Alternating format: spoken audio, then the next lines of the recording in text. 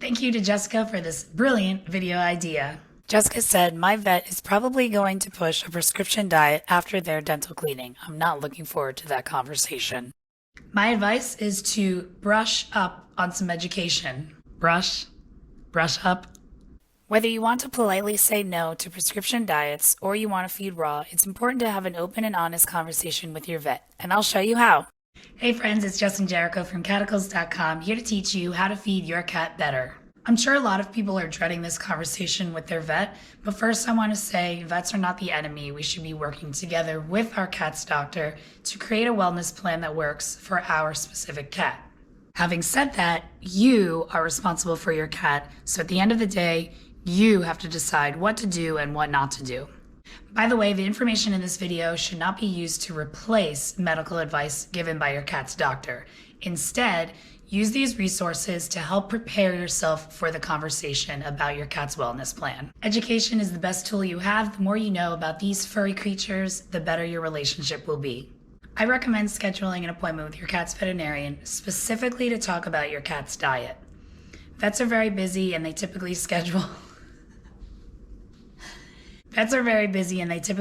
quick appointments, so make it clear that you're coming in to talk about your cat's food. If your vet's pushing a prescription diet, you're going to have to go with the hard facts. You can't say, oh, I read it on a blog post or saw it in a video. You'll have to educate yourself on AAFCO labeling rules and definitions. For example, here's a veterinarian recommended prescription diet product. AAFCO's product name rule here says there's no minimum requirement of meat because the product is named chicken flavor. Unfortunately, vet schools don't teach AAFCO labeling rules, so your vet is unlikely to know this. Print out AAFCO's labeling rules and bring them with you to the appointment, or you can bring up AAFCO's website on your phone. Bring this up in a non-threatening way, something like, I was really confused about cat food labels and all the different claims on them, so I went on AAFCO's website to learn a little more.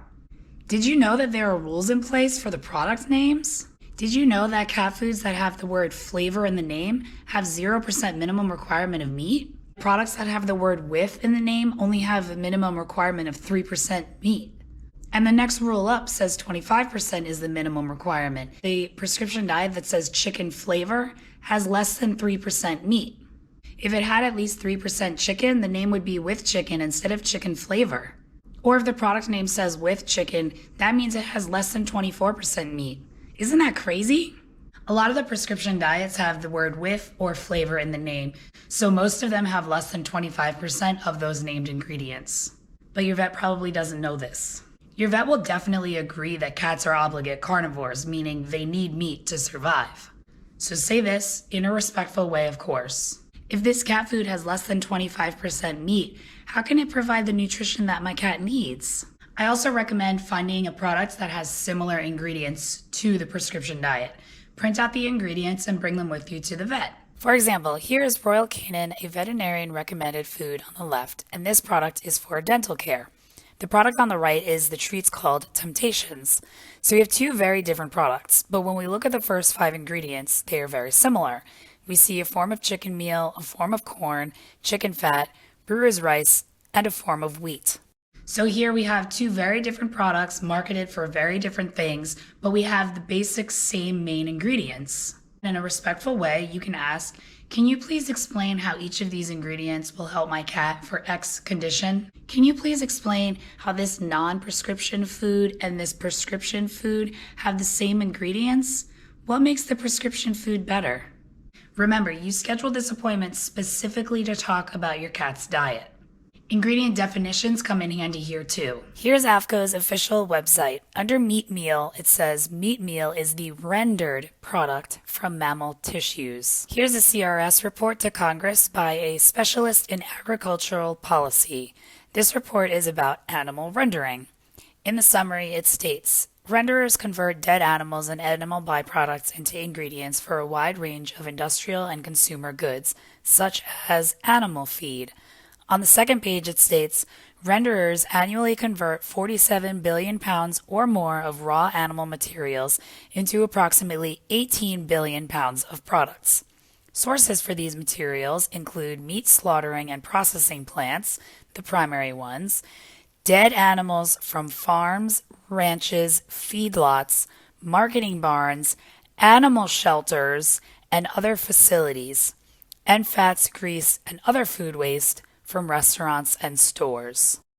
Print these resources and bring them with you to your veterinarian appointment. Or if your vet emails you, you can also email the resources and then talk about them together while you're at the appointment. Every single pet food manufacturer has to abide by AAFCO's labeling rules and their definitions. Your vet can't argue with that. Here's another resource. This is specifically about diabetic cats, but honestly, it can apply to every cat. Many veterinarians believe that diabetes is incurable. However, Dr. Elizabeth Hodgkins owns a patent in which she treats diabetic cats. She transitions the cats from a high carbohydrate kibble to a high moisture, high protein, low carbohydrate, fresh meat diet. So Dr. Hodgkins was a veterinarian for over a decade before she realized that this diet change can be helpful. She had a diabetic cat and she was frustrated because prescription diet foods meant for diabetic cats weren't helping. So she started thinking about the cat's natural diet and how it compares to the prescription diet. She transitioned her diabetic cat from the dry kibble prescription diet to a high protein, moderate fat, low carbohydrate, high moisture, meat-based diet. So this was a properly balanced, fresh food diet that she slowly transitioned the cat to. During the transition to the more appropriate fresh food diet, she was testing the blood glucose and noticed that it started going down. So she adjusted insulin levels based on the cat's blood glucose levels. She reduced insulin accordingly, and after some time on this new appropriate diet, her cat stopped needing insulin altogether. Additionally, she went out of town and boarded her cat at a facility. She explained her cat's diet to the facility, but when she returned, she found out that the facility gave her cat dry kibble.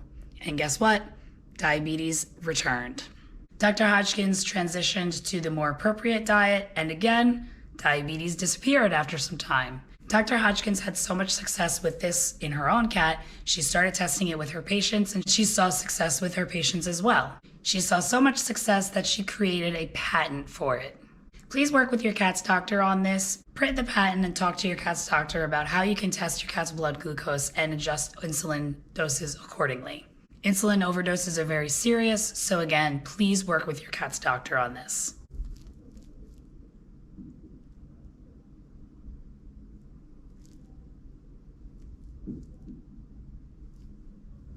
The point is that these resources are official documents from professional peers.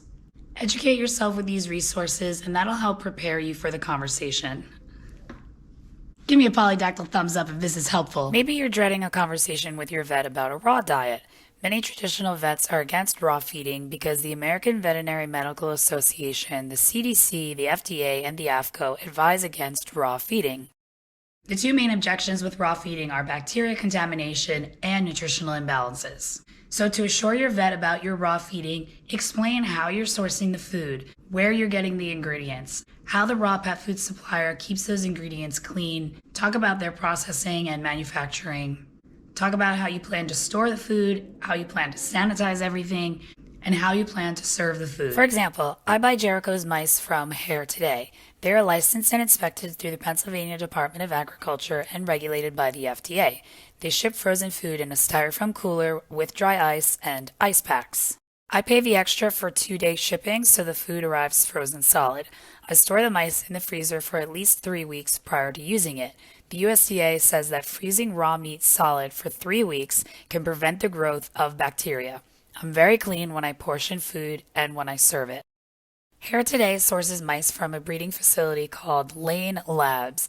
They are a USDA licensed facility and all animals have a constant flow of fresh air, clean drinking water, fresh food, clean dry bedding, natural night and daylight cycles, and peace and quiet. Every cage is cleaned and inspected daily.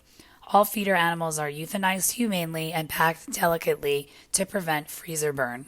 See what I mean by educating yourself? You're basically preparing yourself for the conversation so that you know what you're talking about. And I'm not saying be cocky, but you have to be confident.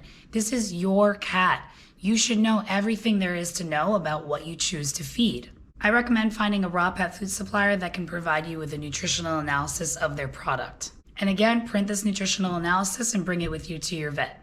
The nutritional analysis will include a breakdown of the product versus AAFCO's recommended guidelines. This will help ease the risk ideas of bacteria contamination and nutritional imbalances. For example, feeding a raw diet to your cat is much more complex than just giving a chicken breast. Chicken breast is not complete and balanced nutrition that your cat needs. If you're still having issues with this conversation, it might be time to find a new vet. I know this might take some work, but think about the long-term investment here. A holistic vet that's also a nutritionist is more than happy to talk to you about your cat's diet and different ways to improve it. This is the American Holistic Veterinary Medical Association. Click on Find a Vet, accept the conditions, and then you can sort by small animal and your location. Then a list of holistic vets in that area will populate. Explore the vet's website to make sure it's a good fit. You could also email several vets and explain what you're looking for in a cat doctor. When you get a warm response from a vet, you know you found the right doctor for your cat. I found Jericho's doctor on AHVMA, and she supports my raw feeding. Also, some vets are offering telemedicine appointments right now because of the pandemic. So if you can't find a vet in your area, try to find one that offers telemedicine. Just keep in mind with telemedicine, you won't be able to do blood work, but you can still do a urine analysis and a fecal exam. If you want to see what holistic vets are saying about kibble versus raw, check out this video right over Mya. Thanks for watching.